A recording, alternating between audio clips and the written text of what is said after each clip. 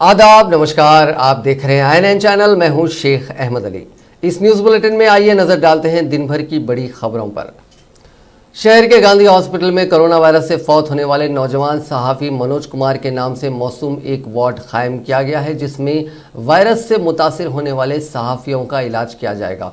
Hospital के superintendent doctor Rajaram ने ये बात बताई। वाज़ेह रहे कि तेलुगु न्यूज़ चैनल के रिपोर्टर मनोज की 4 दिन कबल कोरोना वायरस से गांधी हॉस्पिटल में मौत हो गई थी। इलाज के दौरान मनोज ने अपने साथियों को हॉस्पिटल में इलाज की सहूलत से अदम इत्मीनान का इजहार करते हुए खानगी हॉस्पिटल मुंतकिल करने की दरख्वास्त की थी। मीडिया रिपोर्ट्स के मुताबिक मनोज कुमार ने अपने बाद साथियों को व्हाट्सएप पैगाम जारी करते हुए कहा था कि गांधी हॉस्पिटल में उन्हें ऑक्सीजन और वेंटिलेटर की सहूलत फराहम नहीं की जा रही है, जिससे उनकी तबीयत मजीद बिगड़ रही है। मनोज कुमार के व्हाट्सएप पैगामात मीडिया और सोशल मीडिया में काफ़ी वायरल हुए हैं। इस वाक़े के मंजर आम पर आने के बाद हॉस्पिटल इंतज़ामिया ने सहाफ़ियों के मुतासिर होने पर उन्हें मनोज वार्ड में रखते हुए इलाज करने का फैसला किया है।